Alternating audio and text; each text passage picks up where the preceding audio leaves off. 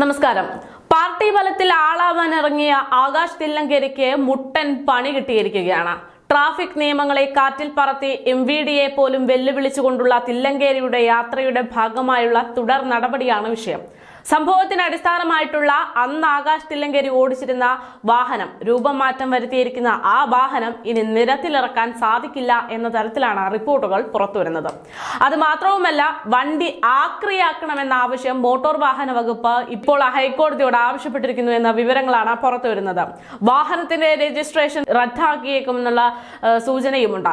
വാഹനമുടമയ്ക്ക് 1.05 ലക്ഷം രൂപ പിഴ ചുമത്തി കഴിഞ്ഞിട്ടുണ്ട്. മലപ്പുറം സ്വദേശി K സുലൈമാന്റെ പേരിലാണ് വാഹനം രജിസ്റ്റർ ചെയ്തിരിക്കുന്നത്. ഇതേ വാഹനത്തിന് മുൻപ് 3 തവണ പിഴ ഇട്ടിരുന്നു എന്ന വിവരങ്ങളും പുറത്തുവരികയാണ്. ഇന്ത്യൻ ആർമിയിൽ നിന്ന് ലേലത്തിൽ വാങ്ങിയിട്ടുള്ള വാഹനമാണ് ഇത്. വാഹനത്തിന്റെ വലിപ്പം വരെ കുറച്ചിട്ടുണ്ട്. ഇത് സുരക്ഷാ ഭീഷണിയാണ് എന്ന് തന്നെയാണ് പറയേണ്ടിയിരിക്കുന്നത്.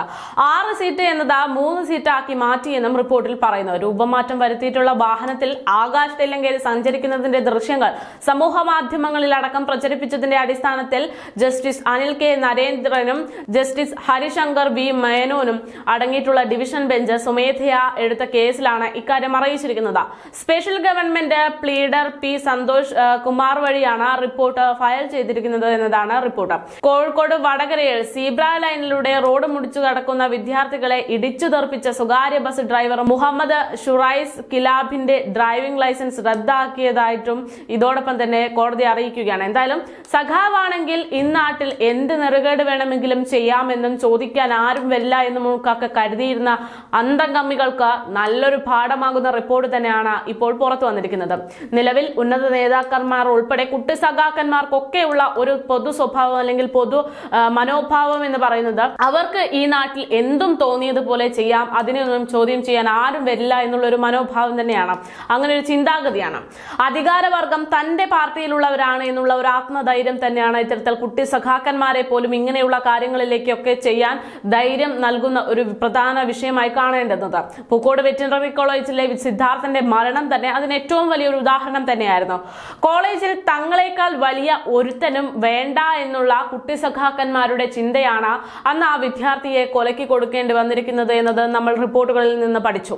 നടുറോട്ടിൽ രായാവിന് വഴിമാറി കൊടുക്കണം എന്നത് പറയും പോലെ ഒരു KSRTC ഡ്രൈവറുടെ ജോലി തെറിപ്പിച്ച മേയറുടെ നടപടിയും ഇത്തരത്തിൽ മറ്റൊരു ഉദാഹരണമാണ്.